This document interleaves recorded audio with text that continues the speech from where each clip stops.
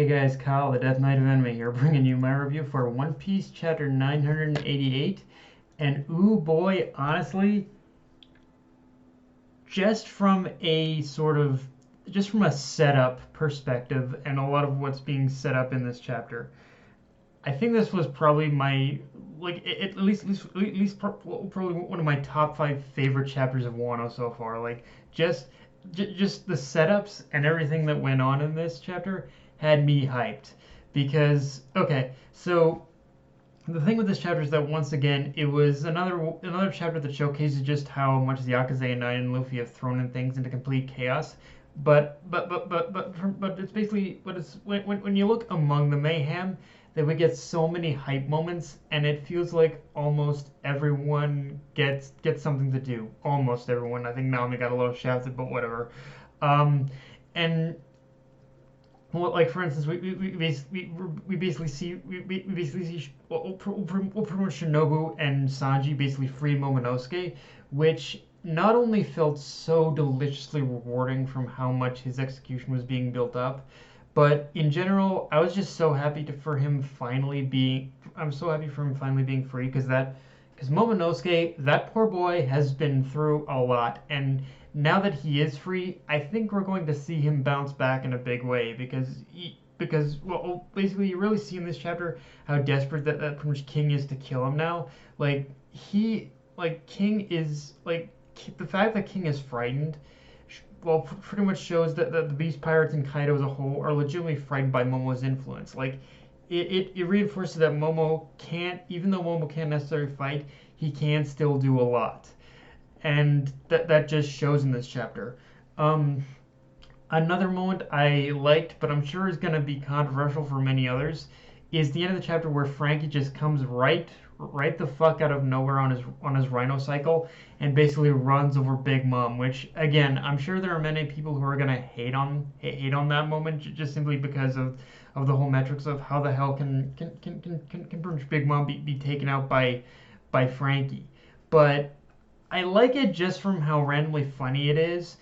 And I feel in a certain way it shows that Frankie is the straw hat you can rely on when you have a big problem, and how he's the one who's got the even bigger solution. Like Frankie to me is, even though Frankie hasn't had a whole lot of moments in One Piece, like he's had great moments, but he's never had a really defining moment. But I utterly feel that with this moment of him taking out Big Mom with his Rhino cycle, it does kind of reinforce that point that yeah, he definitely is the straw you can rely on in moments where, in times where if you got a big problem, he's the one with the even bigger solution. I feel that's kind of what Oda was getting across with that, on top of being a little funny with it. So yeah, I don't hate that moment as much as I'm sure people are going to. Um, of course, all that still doesn't compare to what I feel is the piece de resistance moment of this chapter, which is after Momonosuke is freed, we get a setup for a fight I, and many others, I'm sure have been clamoring for pretty much since the character and his devil fruit was introduced, which is Sanji versus motherfucking King. Like his and large part because, at least for me, is large part for me of why I'm so excited for this fight is because it feels like there's so much potential in this fight compared to the others going on, or they're likely to happen. Like don't get me wrong, I'm gonna be excited to see Luffy versus I'm gonna be excited to see like Luffy versus Kaido and whoever Zoro's gonna fight, if he does fight up anyone. But that but out of all the fights, this is the one I've been the most excited to happen.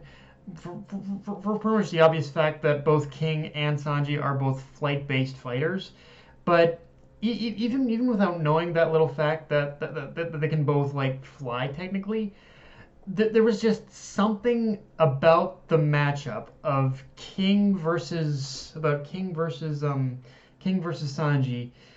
that felt so right. And honestly, even the matchup itself, also not even just so right, but also so perfect. Like there's something about like Sanji fighting, like just saying that word, Sanji versus King. That in itself, just saying the words, just felt so perfect. And the only way I can properly describe this setup for a fight without rambling too much more, is that I think the large reason as to why myself and many others have been excited for this fight is because King feels like the only opponent who can take Sanji to the next level of strength,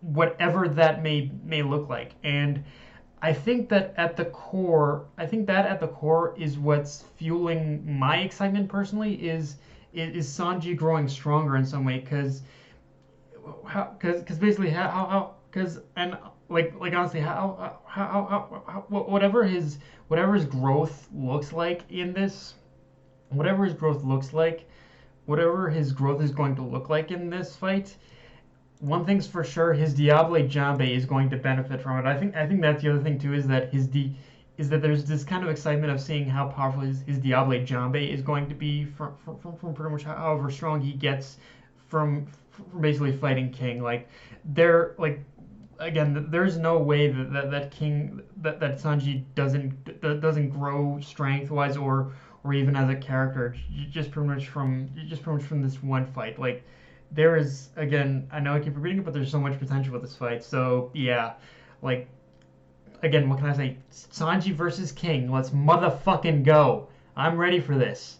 Let's go. So yeah. Um, but of course, Sanji versus King isn't the end of the epicness, but it is the highlight. Uh, which, but is the highlight as another epic moment in this chapter is that we see the Mink tribe are fully transformed into the Sulong and prepared to fight. Which the only problem I have there is Oda's annoying habit of teasing us and just further building up that moment, but not fully showing, but not like getting into the actual fight yet. It's one of those things where the hype is so good we want an entire chapter devoted to that fight, but we're gonna have an entire chapter devoted to that fight. But yeah, but for what we got, it was still epic. It's just we wanted. I think we wanted to see the fight start at the very least. Although interestingly enough, is that this kind of gives new perspective as to why Kaido wanted a zone army to begin with. Because well, I'm not sure it was to have an arm. Because well, I'm sure it was to have an army that could destroy the world, as Kaido said when he was first introduced. I think he was also aware that at some point the Minks would be a problem, and he would need a way to fight them in their Sulong form. Like, I'm probably overthinking that, but when I see this setup, it makes further sense as to why Kaido would basically would even want a zone army to begin with. Like he would need the power that could go equal toe to toe with the Minks' power. Uh, and it made me realize too that for as powerful as the Minks are, neither is it going to be an easy victory just because the Minks are here and they're more organized compared to back then. So yeah, I don't think this is going to go as easy as we'd like either. I think there is going to be a bit of a struggle here for sure.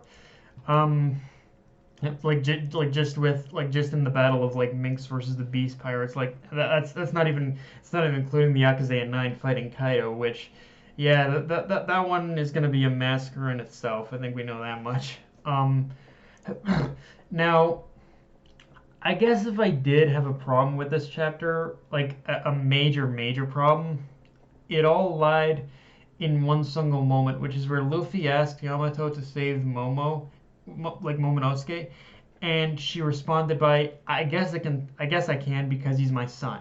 And I know it's a strange thing to pick at with the chapter because obviously Oda does have a narrative reason for saying the Yamato is the new Odin, but at the same time, when Oda does play this up for comedy, like does play it up for comedy like this, it does get a little bit. It is starting to get a little bit annoying, and I usually like Oda's brand of comedy, but this is the one running gag he's doing right now that is kind of running a little thin for me. Like I'm not like I'm not on the verge of hating it yet, but it is slowly getting to the point where okay, I pretty much get that Oda has a narrative reason for the whole for Yamato being the next Odin thing, but I wish he would kind of like ease up on using it as a gag right now. It's getting a little thin. So yeah, but but yeah, guys, that's all I got for this epic chapter.